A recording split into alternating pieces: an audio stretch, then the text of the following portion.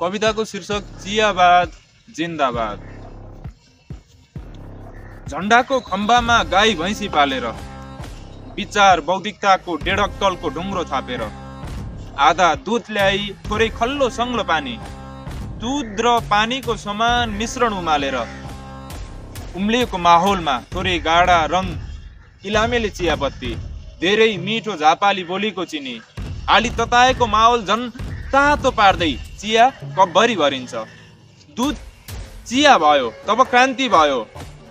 चिया चिया मात्र रहेन, अब चिया भातको दुध, बौद्धिकताको चियापत्ती, बोलीको चिनी, व्यक्तित्वको व्यक्तिगत मसालायुक्त मसालेदार जो चोकचोकको चिया पसल, चिया अड्डा, चिया दानीहरूमा नाम चलेको नामी।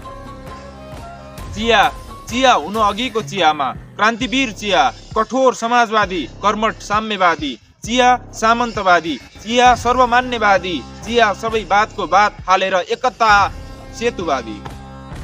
एक चिया सङ्घर्ष गरेर आएको चिया, एक चिया नारा लगाएर आएको चिया, एक चिया बस जलाएर आएको चिया, एक चिया घर भत्काएर आएको चिया, एक चिया अपराध लुकाएर आएको चिया। अरे यहाँ चिया चिया बीचको विवाद, एक चिया मसालवादी मिल्क टी, एक चिया गम्भीरतावादी ग्रिन टी, एक चिया लम्पटतावादी लम्पसार लेमन टी, एक चिया अन्य वा अनियन्त्रवादी अर्गानिक टी। एक अर्को भन्दा ठुलो भएको चिया चिया बीचको मतभेद, चिया चिया बीचको मुटाव, चिया चिया बीचको चिन्तन, चिया चिया बीचको चुनाव। चुनावपछि अब चिया चिया मात्र नभएर नेता, ठुलो खत्रै राजनीतिक चिन्तन, चिया अब विज्ञ, चिया अब क्रान्तिकारी, चिया चिया अड्डाको अद्भुत आकर्षण। अब चिया क्याम्पस बनाउँछ, अब चिया क्याम्पस बनाउँछ, अब चिया देश बनाउँछ।